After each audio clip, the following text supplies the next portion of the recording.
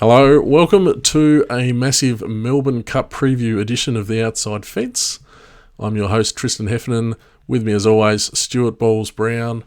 Bowles, this is probably the more work you've put in the Melbourne Cup for a long time, I reckon. How are you feeling going into the big race on Tuesday? Yeah, it definitely is the most work I've put into a Melbourne Cup.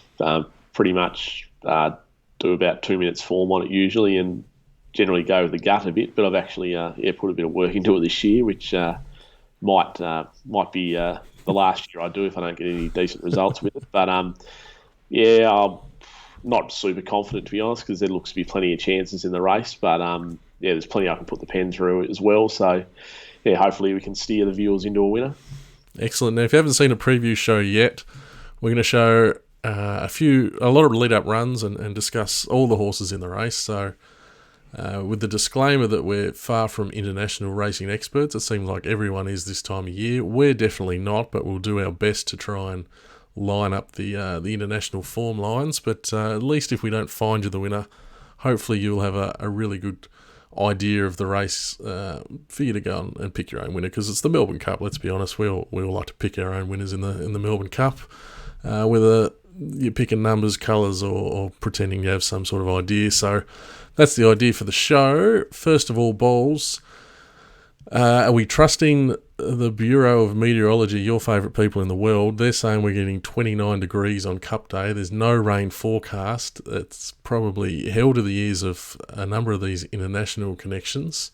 You think we're going to get a really firm track, or will the hoses go on to look over after some of these European-bred animals? Yeah, well, I'm sure the hoses will be on at some stage, but I'd be very surprised if by the time the races run at 3 o'clock that the track's not a good 3. You definitely want to be looking for horses that do like dry ground and those searching for a bit of juice in the track. Probably out of luck on Tuesday. Okay, Flemington's a really well cambered big track. If we do get the firm ground, though, does that make it hard to sit wide? Not really, because I'd also expect maybe like the fence, even though the rail's out a couple of metres from Saturday, there might be a bit of wear and tear over that inside part. So I don't think it's the end of the world if you've got to sit wide at Flemington. There's probably one thing you could almost note for Tuesday. It's not too bad, the wind at the moment, but there is sort of a northerly wind, 15 to 25 kilometres at the moment. So if that got up sort of above 25 kilometres, then it could come into play, and it's sort of a headwind around that sweeping home turn. So it's probably something just to keep an eye on over the next couple of days to see if the forecast does change a bit, because then, if there is a significant northerly, then, that definitely advantages horses that will be getting cover. Okay, beautiful. Let's pull up the market, first of all. Have you had any early bets on the Cup? No, I haven't this year. So, looking at it with a fresh set of eyes, I suppose you'd say. I suppose I've missed all the good prices about a lot of the internationals, but not a race I was too desperate to get stuck into early. Anything surprise you at first glance, or we'll touch more on it later in the show? Not a great deal. Obviously, the markets have been out for a while, so they've had sort of their chance to be curated and groomed and positioned in the way that I suppose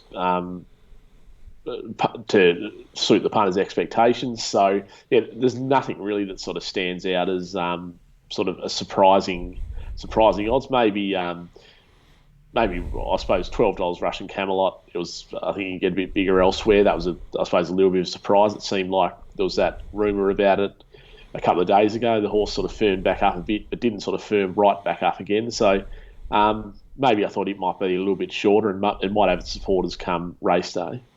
Yeah, if you're not aware of that, Russian Camelot, it got out to 3 figures on Betfair, and almost to the point where people were expecting it to be coming out of the race, but the stable came out and said there's no issues, we're going ahead, and it came back into pretty much its rightful price. Now, very, very open race, obviously, from the prices. Is one of the more open and better quality cups that I can remember.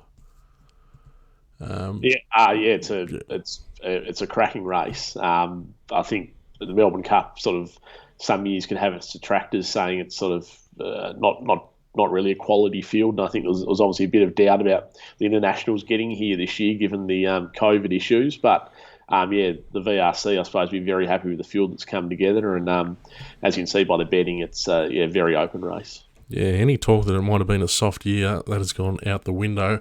Let's pull up the speed map now. Melbourne Cup, probably the hardest race in the world to do a speed map for, but you've had a go at it. Balls, it looks as good as any that I've seen. How much weight do you put in a speed map for a race like the Melbourne Cup? Not a massive amount. So it's obviously hard to sort of plot those horses that are going to settle back in the field, sort of exactly where they're going to get. So the more the thing I'm looking for is, I suppose, is how many go forward horses are in the race, where are they drawn, obviously what the likely speed's going to be. So as you can see there, I've got the two Lloyd Williams horses up front, with sort of horses like, say, Dashing Willoughby, Etta James, even Persan, who are drawn wide. I'd expect them to push forward as well. There doesn't sort of look an express speed on paper, but that'll probably be determined by those Lloyd Williams horses, and they both are the sort of horses, I suppose, that wouldn't sort of want to sit and sprint, I don't think. So, generally, I think most Melbourne Cups, all horses tend to get their chance. Obviously, last year we saw a very slowly run race that sort of didn't help some runners that were back in the field, but to me that was a bit of an anomaly. Generally barring interference issues, the best horse seems to win. All right. Just a couple of note there on the map. Russian Camelot went forward in a Cox plate, but the stable seems to have indicated they're going to settle further back here. Yeah, I have heard they're going to ride the horse conservatively from that wide gate. Obviously, a big part of this horse's chances in the race is how it settles in the run. Obviously, we know it can get a bit keen. It's going to the 3,200 for the first time. So, I think they'll be quite easy on it early, just trying to get the horse to settle and find a nice spot back in the field. Okay, let's start to move through these lead-up races now. The first one we're going to look at is one of the traditional lead-up races, the Caulfield Cup. A number of horses came through this race that we're going to be looking at. Obviously, the winner, Very Elleegant, is in it's in blue and red colours. Anthony Van Dyck is about third last there in the all-blue, dark navy, Coolmore colours.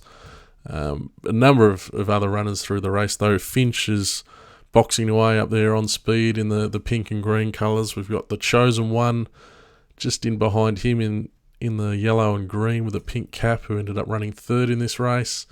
Prince of Arran you'll see him charging down the outside into fourth. We've got Warning, we've got Dashing Willoughby, we've got Mustajeer, we've got Avilius, we've got Vow and Declare, last year's winner. There's a ton of horses coming through this race, Balls, but we'll start with Very Elleegant, who is obviously looks a great chance coming off the Caulfield Cup win, but conditions might be really important for her. Yeah, I think that's the biggest factor on Tuesday, is that in this Caulfield Cup she got sort of soft conditions that she loves, whereas on Tuesday she's like to be greeted by a firm track.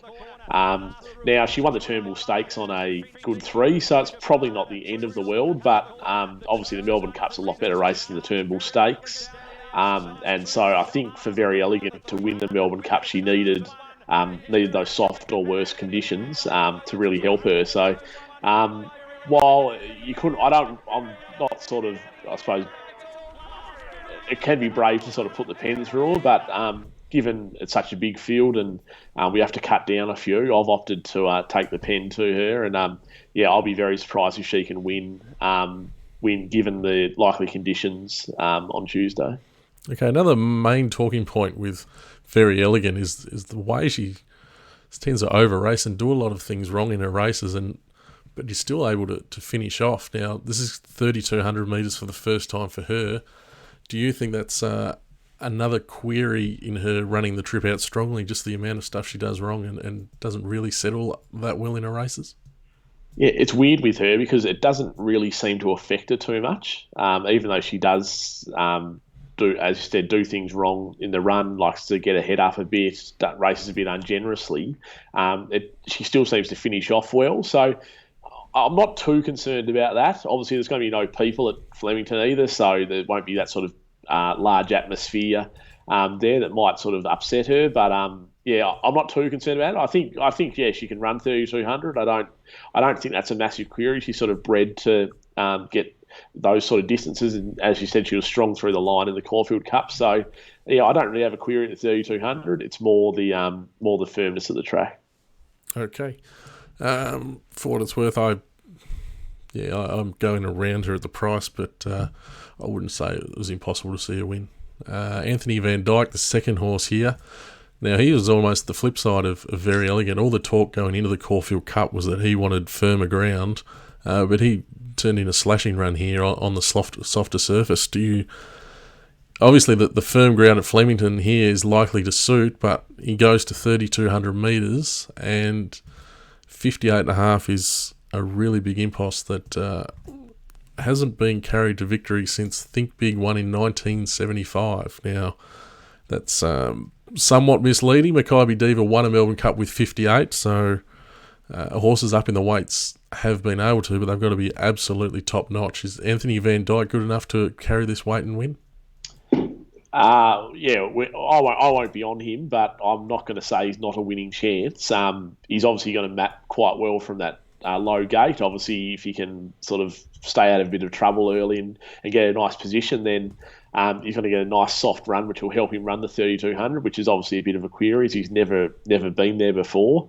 Yeah, as you mentioned, getting onto dry ground will be a big plus for him. Now, in this Caulfield Cup, he settled well back, despite, I think, most people thinking he'd sort of go forward in the run, but did settle well back and actually ran the best sectionals of the race between the 600 and the 200, and then the second best last 200 of the race. So you could easily make the point that he was strong through the line. So he's obviously going to go the extra 800 metres, but yeah, I think the 3,200 is a query. I think he's going to get a nice map. He's going to get the ground that suits, and he's obviously got Hugh Bowman riding, who now knows the horse well. So, yeah, I think he's thereabouts as one of the chances, but yeah, he's probably not a horse I'd have my money on. Yeah, he's leading chance for me as well, but around that favourite mark that he is, given he hasn't gone to the trip and he's got the 58.5, I'll probably be looking around him, but he'd be going into any exotics for me, Anthony Van Dyck. Let's talk about the third horse here, the Chosen One, who was very big odds in this race and now big odds in the Melbourne Cup. Do you see him having any chance? And if so, why not? Yeah, no, I don't think he does have much chance. He was finished well back in the race last year. Obviously, was coming off a lesser run in the Caulfield Cup then, but yeah, I just don't think he's got the class to win a Melbourne Cup. He ran second in the Sydney Cup in the autumn, so I think the 3,200 will be okay for him. He should find a nice spot in the run from a decent gate. But yeah, I just don't think he's good enough to win a Melbourne Cup. I think sort of a top 10 would be his best chance. He's extremely exposed as well, isn't he, the Chosen One? We've sort of seen a lot from him, and that Caulfield Cup run was definitely a career best performance. Let's look at Prince of Arran, who's down the outside there into fourth. I'm sure punters will be very familiar with this horse, given his continued, nearly success in these major races. We know last year he ran a very close second. Just looked a beautiful Melbourne Cup trial here. Any knock on Prince of Arran? No, there isn't really. I suppose sort of his class may be one little factor. Like he's maybe just off the better horses in these type of races, but yeah, yet to run poorly in any race in Australia over the last sort of 2 and a bit years. He's been coming out here. Draws gate 1, which could be a bit tricky. I think the trainers sort of a bit wary of gate 1. It can be hard in the Melbourne Cup. They have such a long run to that first turn, and there can be plenty of pressure from the outside with horses wanting to find their position. So I think the first, say, 800 or 1,000 metres of the race is going to be big for Prince of Arran to see where it lobs in the run and whether it can avoid sort of being near getting put through the fence. But yeah, I think once they get out of the straight and you'll see where Prince of Arran is, and you'll have a very good idea of whether it'll be in the finish or not. Given no interference and it's sort of sitting in that sort of first 6 or 7 horses, getting a nice soft run for Jamie Carr, then yeah, it's hard to see him not being sort of thereabouts at the finish. It seems like a good point now to get your thoughts on this year's race as compared to last year's, because obviously he nearly won it last year, but do you see this race as being tougher? Yeah, I do. I think this is definitely a better field this year. And the thing is, Prince of Arran did have every chance last year, so he's going to have to improve a bit. And whether he's sort of got that improvement in him is obviously a big question. I suppose Jamie Carr going on for Michael Walker, you could say could add improvement to the horse, but Walker sort of gave the horse a peach of a ride last year. But yeah, like I wouldn't be shocked if it won the race, but I've sort of got it sort of around that top 5 mark, and I've got a couple of others ahead of it. Yep, fair call. I'm about the same. I'm also I'm a bit scarred. I backed Sky Heights one year from Gate 1 in the Melbourne Cup, and that was an absolute horror show. So that Gate 1 really does concern me for Prince of Arran. But yeah, I think he's a chance, but he's found well enough in the market as well. Just behind him there on the inside there is Finche, who's another horse that has come through previous Melbourne Cups. We did mention in our Caulfield Cup preview that he just lacks the killer punch. That's what we always talk about with Finche. It seems a bit unfair again. He's travelled wide throughout in the Caulfield Cup and he's been game again, but is he just going to do the same again? Another game, 5th or 6th here in the Melbourne Cup? Yeah, that's sort of the position that I've got him in. Obviously, his last 2 runs have been excellent in the Turnbull and the Caulfield Cup, where he's been wide on both occasions and has been sort of right in the finish. Like, he ticks plenty of boxes here. He's got drawn well. James McDonald's on. He's a very honest horse. He'll get the 3,200 as well. Should find a nice spot in the run. So there's plenty of positives there. But yeah, as you mentioned, the thing we keep repeating with this horse is, doesn't have that killer punch to really put a race away. At this stage, you'd have to say no, it doesn't. So it's another horse that, I could easily see running sort of in the top 5 somewhere. Definitely top 10, but I just don't think it's got the killer punch to put the race away. Yeah, I tend to agree there. I'll be keeping an eye on that top 10 market. If he gets towards the even money, I think that'd be a really good bet for Finche.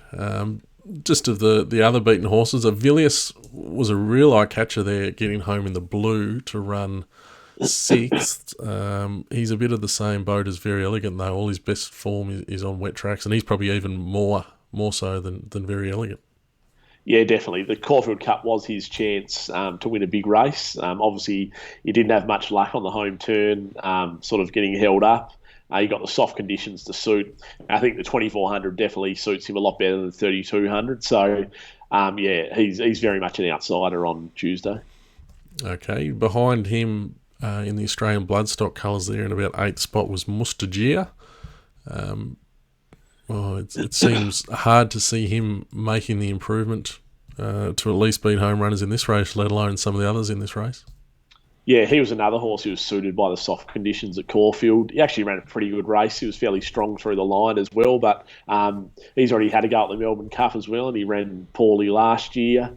And I tend to think he's not going as well this year as he was last year, and he's been a bit more exposed in Australia now, having sort of a Sydney campaign with Chris Lees, and he's definitely not up to winning a Melbourne Cup. Okay, there's a couple more who finished further back here. We've got Warning poking through there on the inside in the red and the purple. Now, you had a bit of interest in Warning in the Caulfield Cup off his excellent Turnbull run.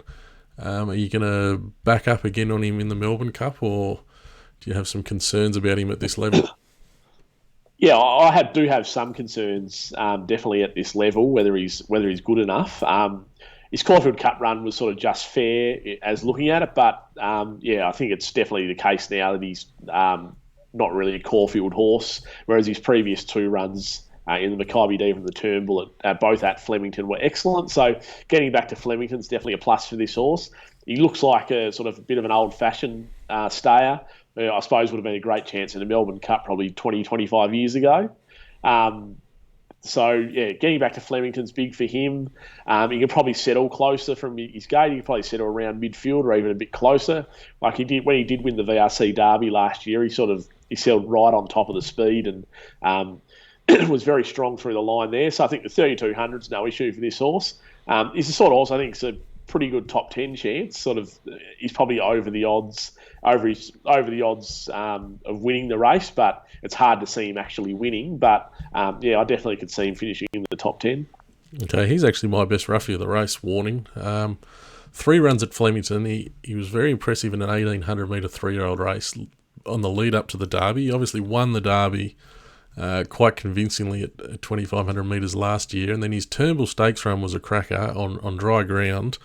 I just think if you put the pen through his Caulfield run, I've seen some $61 around the traps. I think he's definitely a place chance at least, and I really do like him in top 10 markets. So he's my best roughie of the race, Warning, getting back there to Flemington. Probably another horse, though. Also, if you could find some head-to-heads with him in it, with horses that are around similar prices to him, then he could be a good betting option that way as well. Okay, yeah, I agree. I think he's run a good. I think your point, like 10 years ago, I think he'd be a much better chance. He'd probably near be one of the favourites, Warning. But this race just gets stronger and stronger, which makes it tough for him. But I do think he's going to run an absolute cracker race, Warning. Let's just look at. There's 2 other horses to mention. We'll talk about Vow and Declare. He won last year. He was coming off a placing in the Caulfield Cup, and then obviously been much discussed his all the way win there he was on speed all the way in the Melbourne Cup last year and fell in. This year he's going shocking. Is it a pen job easy as that? Yeah, it is for me. Rises 5 kilos from his win last year. Going nowhere near as well now. They've thrown the blinkers on, and he's going to, I suppose, he'll map pretty well up on speed as well, so he'll probably get every chance there. He'll run the trip, but yeah, it's very hard to see him turning his form around to win a Melbourne Cup now. Yeah, I agree. And Dashing Willoughby, he got beaten a long way here. Is he an easy one to cross off here? Yeah, I think he is. He knuckled out of the barriers a bit in the Caulfield Cup, and I think they're half using that as an excuse for his ordinary run. But, it's very hard to win a Melbourne Cup off that sort of run in a Caulfield Cup. And I've heard a few of the international experts spruik that this horse, his best runs are generally fresh as well. So he's now sort of, I suppose, had that freshness taken off him with his run in the Caulfield Cup. So, he's just making up the numbers. Okay, that's our look at all the runners coming through the Caulfield Cup. Let's go to Weight for Age now. We're going to look at the Cox Plate on the lead up. Now, there's 2 major chances in this race coming through this Cox Plate. There's obviously the eventual winner, Sir Dragonet, in these colours that have tortured me for weeks trying to describe. He's there in navy and I don't know what the colours they are, but it's. I'm sure everyone's seen Sir Dragonet going on to win this race. And the other one is Russian Camelot, who's up there third at the moment in the navy and the white check sleeves there. Now, Russian Camelot has been basically the spruik horse all spring in terms of Melbourne Cup. Started favourite in the Cox Plate, runs third, disappointed a few, and now he seems to be a bit overlooked for mine here in the Melbourne Cup. Now, we've been butting heads a little bit on the show. I've been saying no to the Cox Plate, but let me at him in the Melbourne Cup. You were more with him in the Cox Plate. Are you staying with him for the Melbourne Cup? I think he's a chance. Whether I back him or not, it's probably more unlikely than likely. But yeah, I definitely think he's a chance in the race. He adds plenty to the race, plenty of interest as well. I suppose the thing with Russian Camelot, it was an excellent run in the Cox Plate. He sat close to a fast speed, sort of first to go out after the leaders there, and was just run over the top of by a couple of internationals. So, plenty of merit in that run. I think it's sort of been said to death everywhere now, but it's sort of a similar type run to Fiorente in the Cox Plate, where he sort of sat close to the speed and was just run over a bit. And then obviously Fiorente went on to win the Melbourne Cup after that run. I think the big thing with this horse will be sort of early in the race, what position it gets into, does it settle, and things like that. So, the first, say, 600 or 800 metres will be big for this horse. And if he does settle, obviously he's probably a very good chance. Obviously, firm going would be some little query, but he has sort of performed well on it. I tend to think it was more so, I suppose you look at that race where Arcadia Queen beat him, it was more so that it suited her, as it didn't suit him in the slow tempo and sort of sprinting quickly as well. So I'm not too concerned about the likely firm ground. And if you sort of look at Russian Camelot's only run past 2,000 metres, that was in the SA Derby where he's sort of a very arrogant type win, sitting wide at the back of the field and just looping his opposition and going on to win, where he sort of jumped from 1600 to 2500. So this horse definitely has sort of freakish type abilities, and so maybe after Tuesday we'll say, well, geez, that was pretty easy to find this horse to win a Melbourne Cup. So but plenty of interest with this runner. Okay, but the only other question mark is 3,200 metres. Now, you have no concern going on that Derby win? I suppose I've got some small concern. I think it'll be okay, but I've definitely got concerns considering he hasn't obviously run it yet, and he can get a bit keen in the run as well. So that's probably the thing that's sort of holding me back from really jumping in and backing this horse, is just purely trusting that he's going to settle well enough to be able to run the trip right out as well as the others. Okay, fair enough. Sir Dragonet is the other runner. He's also somewhat of a query going to 3,200 metres, and now he's got to deal with dry ground, obviously coming through the wet Cox Plate. Are these big issues for you with this horse? Yeah, they are. I think the soft conditions in the Cox Plate were a massive factor in it winning the race, and obviously the fast tempo I think helped as well. But yeah, jumping from the 2040 up to 3,200 now, I think is a massive query with this horse, and then obviously another massive query is the dry ground. So he's a horse, along with Very Elleegant, that I'm sort of happy to risk in the race, considering the prices that they both are. And yeah, if he wins, then I'll be losing. Okay, well, that was quite quick. I won't say I disagree with you on Sir Dragonet. It's a bit like Very Elleegant. It's hard to come into these horses when they get back onto firm ground, given the markets. It's really got them priced on well on their wet track performances last run. Let's jump overseas and have a look at a couple of runners owned by Lloyd Williams. This is going to be the Curragh Cup, which, have a look at him there. This is just international racing at its best for you. Now, Twilight Payment is the eventual winner of the Curragh Cup here. He's up there sitting second. Oh, wow. They're rolling along clearly here. Now, Master of Reality has got to third. This is the horse that ran second and then was demoted back to fourth in last year's Melbourne Cup. We'll run the tape here. One thing to note about the Curragh Cup here, Balls, is that Twilight Payment was apparently much more on the job than the Master of Reality. Is that true? Yeah, well, as you said, we're not international racing experts, but that's what I've heard as well. That Master Reality was sort of more out there for a look around or a fitness run. So despite Twilight Payment winning by 8, you wouldn't read massive amounts into it, considering he was probably a lot more forward than Master of Reality. Yeah, in the run, Master of Reality was back about 5th and about 15 off them, which would surprise people like me, who's only ever really seen him in our race last year, and he was up right near close to the speed. Do either of these horses interest you in the Cup? They've obviously both ran here last year. Twilight Payment, I'm just trying to think. I'll let you talk about Master of Reality first. Twilight Payment ran 11th, and he was up on the speed as well. Either of them interest you, and if so, why or why not? Both of them do a little bit, considering they've obviously got great connections for the race. They would have been solely set for this race, I think, based on the last sort of 12 months. Master Reality obviously ran well in the race last year, was on speed though in that slowly run race, so pretty much did have every chance. And obviously, as we've said, this year's probably a stronger field, but it's obviously going to be on speed again, out of trouble. Both of them look like they definitely run 3,200. They're probably more stayers than sort of have any brilliance to them, which probably can hurt you in a Melbourne Cup. But yeah, I think both have got some kind of chance in the race. Their prices. They're probably not the worst price if you want to throw something on them. Considering you'll get a sort of a decent run for your money. But yeah, the query with them is going to be, are they going to find a more brilliant horse on the day, a more classier animal that sort of comes over the top of them?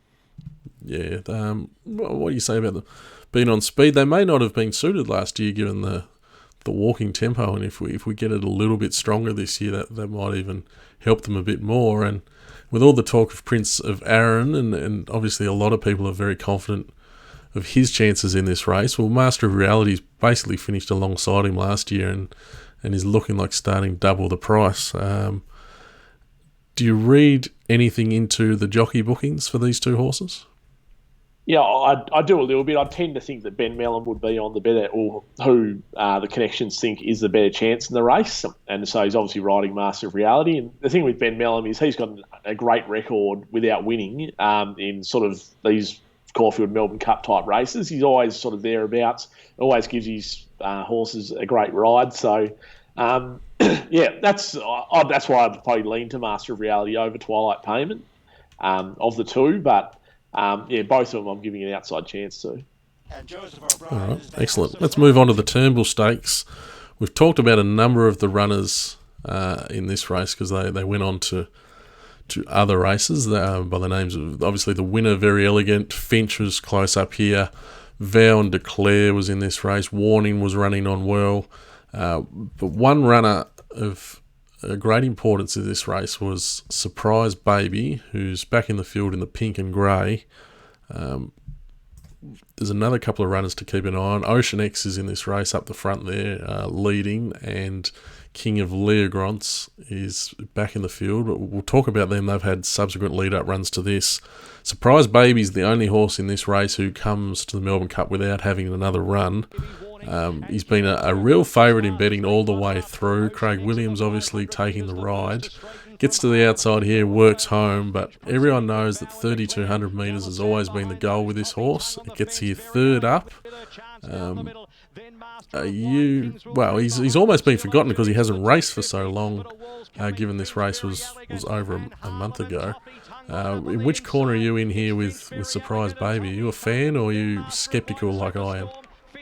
No, I'm definitely a fan. I love the fact that I'll say as soon as they hit the line last year, all focus would have been on this year's Cup.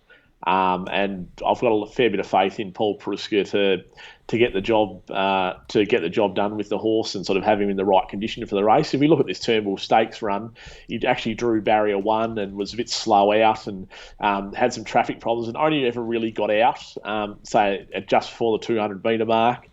Flashed home, I think it was in the sort of second best last 200 of the race. So that was sort of without getting his momentum up for a lot of that 200. So, yeah, I'm quite bullish about this horse's chances on Tuesday, given that, yeah, how well it ran last year. Its other run at 3,200 was a dominant win in the Adelaide Cup, sort of jumping sharply in distance. Obviously, an Adelaide Cup is a significant step up, or step below a Melbourne Cup. But, yeah, the 3,200 will be no issue. He's drawn gate 7, so it wouldn't shock me to see if he can settle a bit closer, maybe around midfield would be good. Craig Williams goes on, obviously won the race last year. He's the sort of jockey who does his homework, so he'll plan out every metre, I think, of that 3,200 where he needs to be. I've got full faith in him. So he sort of, without giving too much away at this stage, he's right up the top of the list of my chances. Okay, the devil's advocate in me is saying, why is this horse going to improve so much going to 3,200 metres that he deserves to be as short in the market as he is compared to a lot of these other horses that he's been competing in, especially here in like the Turnbull Stakes? I definitely think so. But also, I'm saying he should have been right up near if he got sort of clear air at the top of the straight in this race, I think he would have been up near where Very Elleegant is now type thing. He would have been right at the finish of this race. So I'm thinking the horse is going really well on what we've seen. I don't have too many queries about sort of whether he's improved or not. To me, given even lucky, he probably should have won the Cup last year. I'm quite happy to be with him. Okay, very cool. Let's move on to the Geelong Cup now. This is coming down a bit of the races we've been talking about. In the past, the Geelong Cup has thrown up some winners of the race, obviously, and was always a stepping stone for the internationals. This year, it doesn't appear to be that strong for me, but you have a bit of a soft spot for this horse, Steel Prince, Bowles. Yeah, I do. I think he's absolutely flying this prep, to be honest. Like his runs prior to this Geelong Cup, he sat wide in the Bart Cummings and was only just beaten. His run prior in the Naturalism Stakes was excellent too. Finished off in some of the best sectionals of the day. This run here, he pretty much had every chance. He sort of sat on the back of the speed there, but he was too good. Ashrun's since come out of this race and obviously won the Lexus. He's sort of, I suppose, in a similar boat to a horse like Warning. If he was around sort of 20, 25 years ago, he'd probably be one of the favourites in the race.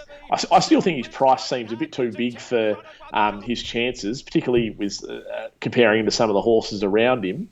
To me, he's the best roughie in the race. He's obviously drawn a bit awkwardly in gate 21, so I'm assuming Willie Pike maybe goes the conservative route and they just ride the horse back. But I wouldn't mind him sort of taking his chances early and trying to sort of sit in that sort of first 5 or 6. But we'll see what happens on Tuesday with that. But I think this horse is flying. And the thing with Steel Prince is he did run 9th in the race last year when he was coming through a pretty ordinary prep, and he had a few issues along the way as well. And this prep this year feels like it's gone without a hiccup at all. So that's another little plus for him too. So he's one that definitely interests me from a top 10 point of view. He's probably the best roughie in the race, I think. Let's not forget Steel Prince beat Surprise Baby about must be near 18 months ago to get into last year's Cup, and obviously Surprise Baby had to work his way in. Do you really? Well, one of them's around the $10 mark, and one of them's around the $40 mark.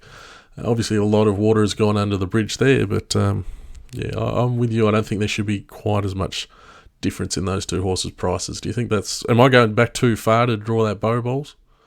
You probably are, but it's, I suppose, an angle you can take. Not to say, I suppose, that Steel Prince should be the same price or shorter than Surprise Baby, but just purely the fact that Steel Prince probably is over the odds, and you couple that with how well he's going this prep, I think sort of around that 40, 50 to 1 mark, it does seem big odds. Okay, King of Leogrance ran 3rd in this race. This horse won an Adelaide Cup, so the 3,200 metres isn't going to be an issue. His class may be the issue, though. Yeah, I tend to agree with that. He was in the worst part of the track there at Geelong on that day. The inside wasn't really the place to be, so you can probably tack on a bit more to how close he got to Steel Prince there. But I just don't quite think he's good enough. And he sort of, when he won the Adelaide Cup, I think he beat Good Idea and Shooting the Mob, who their best chance of running on Cup Day would have probably been in the old Cup Day hurdle, I reckon. But I just don't think he's good enough. Okay, and Ashrun is really caught the attention of a few people after his win in the Hotham. I'll burn the old sponsors that obviously haven't paid up the Lexus. But he gets in on that basis, won with 61 there, gets down to 53. Now, in this race, there was a lot of talk about him not handling the hill and getting around the track and whatever else. Are you buying that? But more importantly, what are your thoughts on him heading into the Cup on Tuesday?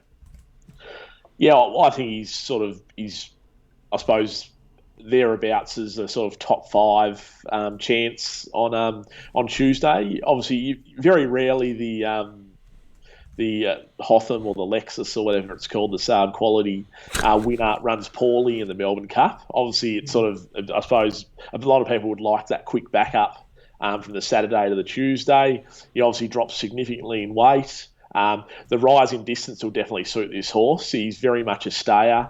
He ran 2nd in the Curragh in France over 3,000 metres, a race that sort of does sort of have a bit of Melbourne Cup form that generally can come out of it. I think he's probably not a winning chance, but he's definitely that next rung below. He's a good top 10 chance, possibly top 5 chance.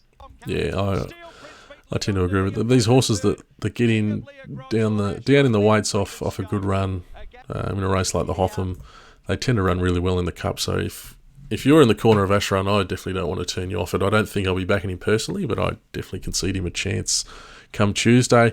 Let's jump across to the Moonee Valley Cup. We might not spend too much time on this because I don't think there's a whole lot to work with. Post this race, we were quite taken with Miami Bound, who's their second last and the eventual winner, given some of the sectionals she ran, but she's not going to get the wet track she was looking for on Tuesday. Just before I run it, there's two others in here. Oceanex, who we saw in the Turnbulls, is there in the blue colours, up there about third, and Etah James, the Sydney Cup winner, is making a run in the pink and blue around the outside. First of all, Miami Bound, we were thinking about her with the possibility of a wet track. She's not going to get it. Is it as simple as there goes Miami Bound's chances? Yeah, definitely for me it is. If the track was sort of soft or even heavy, she would have been a great outside chance. I suppose she would have firmed in the market as well, but off this run. But yeah, given that we're going to likely get a firm track, I think that puts pay to any chance that she has. Okay, what about these other two? Oceanex looks outclassed. Yeah, ran well in the Moonee Valley Cup, but yeah, definitely not going well enough to win a Melbourne Cup. And since this run here, has had some foot issues as well. So yeah, no hope for me. And Etah James, the Sydney Cup winner. Melbourne Cup's a whole different kettle of fish. Yeah, it is for sure. Yeah, making up the numbers. All right, that'll do us on the Moonee Valley Cup. One more lead-up race to watch, and this is a horse who is super exciting, very, very rare. I don't think it's ever, I can't ever remember it happening. Having its fifth start in a Melbourne Cup here, Tiger Moth. On the replay here, we've got it the Kilturn and Stakes. This is a Group 3 that he earned a 2.5 kilogram penalty for winning. As I run the tape, you'll see he wins in super impressive style here in the navy colours, moving up second. By Galileo, all the international experts, they'll love his By Galileo. He seems to do anything overseas. Obviously a great sire of stayers. He really fits the profile of the horses. It seems like the internationals, the Europeans, they've worked out which horse they want to bring for the Melbourne Cup, and it's this 3-year-old on Northern Hemisphere time, in light at the weights. Greg Carpenter has raised the weights on these lightly raced 3-year-olds in recent times, because horses like Cross Counter, Rekindling, we saw Il Paradiso nearly pull it off last year. So Tiger Moth's probably 52.5. In times gone by, he wouldn't have got that much, but it's still very light, and it just looks like an absolute target race for this horse. Yeah, it does for sure. He also looks like he's a pretty he's got a bit of a turn of foot on him. He's not that sort of traditional English type stayer. So he's probably, I suppose, like a horse like Cross Counter had a nice turn of foot on him as well.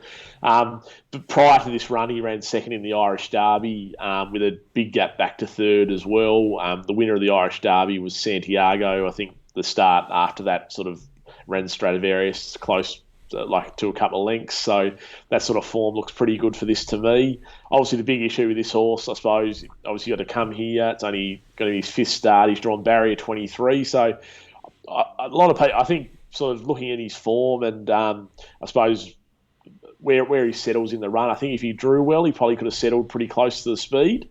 Drawn 23, I'd probably expect a more conservative ride from Karen McAvoy. So that's maybe a little bit of an issue. He's going to be obviously back in the field and possibly have some traffic problems as well. The dry ground looks okay for him too. So, yeah, he's definitely the X factor of the race, I suppose, along with Russian Camelot. He could easily be the best horse in the race. And after the race, after he's won, everyone thinks, geez, that horse probably should have been $4. So, yeah, he's very hard to line up. He's obviously still improving. He probably hasn't reached his peak yet either. So, yeah, you've got to take on trust, I suppose, a bit, all the factors that go into this horse. But, yeah, he's definitely a strong winning chance, are my thoughts.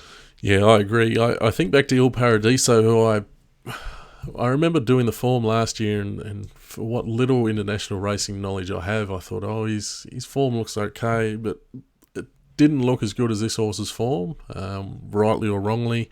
I sort of backed Il Paradiso, given its profile more so than any other reason. So, given he nearly pulled it off and arguably should have won last year, Il Paradiso, I think this horse is much better credentialed. Everything just points to the stable saying this is our Melbourne Cup horse. We're going to get it there and we're going to win the Melbourne Cup. So it's incredible to think, wow, you're going to back a horse, 5th start, gate 23. But it's a funny year. We've seen Russian Camelot do the unthinkable in the SA Derby and be very firm in the market in doing so. I'm with Tiger Moth, just based on its profile and that win there. I couldn't tell you anything about the horses behind it, except for Buckhurst, who has been a bit of a punching bag that we've been trying to line up horses around. He's there in 5th in those Lloyd Williams colours. If you're looking for some sort of guide at all there through Tiger Moth's form. So I'm with Tiger Moth. Just on the profile, I'm just trusting Aidan O'Brien knows what he's doing, and these type of horses continue to run it well every year. Now, Balls, I'm going to bring up the market. We've got a few others that we haven't touched on in the lead-ups. We've talked through most of them. We'll get down to number 9, Stratum Albion. You always love the hurdlers that come down, Balls. Do you give this horse any chance? I actually thought it was a soccer team when I first read the name, but no. I thought it was an investment company in America, actually, Jordan Belfort or something. But I don't know if we'll be investing our money on this horse. No, he's obviously trained by Willie Mullins, who's a pretty sort of canny trainer, and his horses he does bring out here for the Melbourne Cup tend to run well, and a lot of them have been over the jumps at some stage in their career. So this horse is no different. But yeah, I tend to think this horse is probably not fast enough. And yeah, the race he ran second in last start in the Lonsdale Cup, sort of reading between the lines, it didn't seem to be the strongest race from a Melbourne Cup point of view. Yeah, I think if it was anyone other than Willie Mullins training this horse, it would just be easy to say it's got none and move on. But somehow these older types he seems to do something with. So I couldn't back at Stratum Albion, and I couldn't really see it filling the first 3, but I wouldn't really want to be laying it in a top 10 or something just on that basis. Next we go down to, we're all the way down to Persan. That must be the only other one we haven't touched on here, Balls. Great story to get here. Unbelievable story. To be honest, if you said back in April when it was first up for Kieran Maher, this horse will be in a Melbourne Cup, you would have got massive odds, and people would have thought you were strange. It's unbelievable this horse in the field, to be honest. I think I mentioned it before, I remember backing it in a maiden at Bendigo. But yeah, it's been up since April, which is a testament to the stable and sort of how good they are at keeping these horses going. Obviously won the Bart Cummings to get direct entry into the race. But yeah, I think he'll be outclassed here, and connections would be over the moon if this horse could run top 10. But yeah, I don't quite think he's good enough. All right, we will leave it there, and we're going to go over to our tips. Pulled them up here. We're a little bit different here, Balls. I'll let you take it away with Surprise Baby, your top selection and the one you want to back. Yeah, so for reasons already mentioned, I'll definitely be backing Surprise Baby. I like the fact it's sort of been set for this one race all year. I love Craig Williams on. Got a lot of faith in Paul Prisker as a trainer. And I think last year he possibly should have won the race, and I think he can avenge that defeat on Tuesday. The 2 horses I'm interested in, that I'm possibly interested in backing, are Tiger Moth. For obviously reasons mentioned, it's a bit of an X factor in the race, and the sort of horse I probably want to make a winner in the race, just in case it's obviously too good for them, and which wouldn't really come as a shock to me.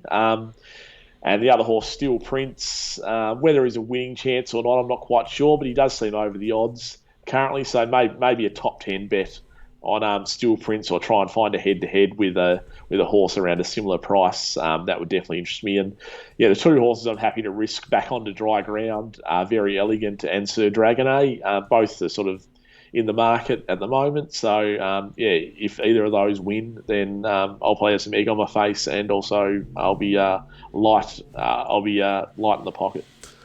We've been looking to try and get one of these horses that you're risking to get up balls for that egg on the face. We haven't seen any so far this spring, so that would be terrible news for the connections of those two horses.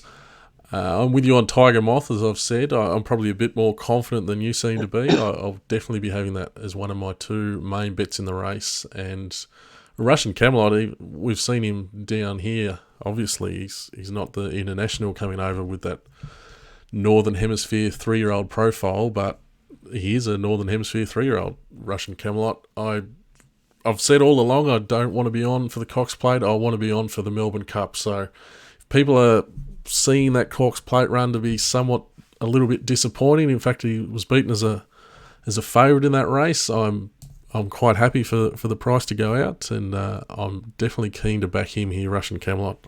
So I'm with the two X Factor horses, which worries me a little bit because I don't often get sort of drawn into the horses on hype. I tend to go with what I've seen before, but I think the Melbourne Cup's just turned into a different type of race to what we were used to sort of 5, 10, 20 years ago. So they're my two bets for the race, and my best roughie for the race, as previously mentioned, is Warning. And like Ball says, maybe looking in head-to-heads and top 10, those type of markets, but I will be having something on at least a place for Warning. That feels like an absolute marathon to me, Balls, going through this Melbourne Cup, probably the most we've ever got into the race, sort of on a runner-by-runner basis. Anything else you want to throw out on Cup Day for people either trying to make a bank before the race or trying to get some back afterwards? I've only had a quick look at the form so far. Like, I've done a bit of a glance over, I suppose. I've done all the races, but I need to sort of have a secondary look. But I'll put you on the spot here. We might tweet something out, actually. On it now, but the serious suspect in the last race I actually thought seemed to be big odds at around $20 to me. Loves the straight. Loved its two recent jump outs. This looks like a bit of a target race for it, and can lead closest to the outside fence. Beautiful. All right, thank you as always, Balls. You've put in a massive effort to go through all these runners for us tonight on the show. Thanks to all the viewers, especially if you got this far. Well done to you. We'd love if you gave us a like or subscribe to the channel, or give us a bit of love on Twitter just to spread the word. Everyone's always looking for Melbourne Cup previews at this type of year. Thanks very much for your time if you have stuck through. We'll be back on most likely Melbourne Cup night, looking at the Oaks. That'll be our next preview show. So until then, Balls, best of luck for Melbourne Cup Day, one of the hardest punting days of the year. Hope you find a winner. Hope you find a winner there at home.